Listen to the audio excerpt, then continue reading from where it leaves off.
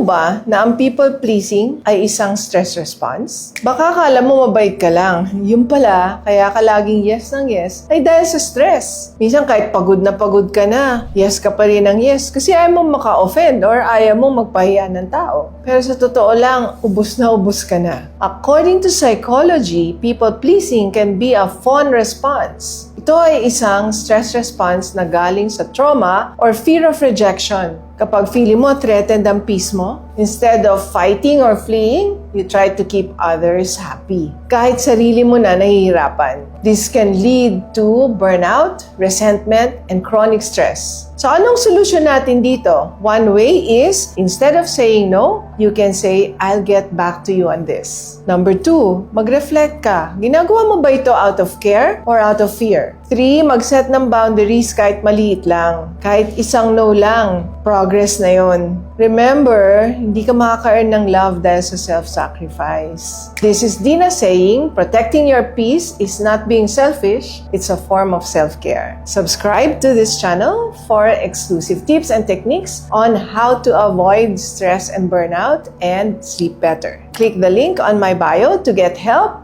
on sleep, stress, and burnout. Ask Dina.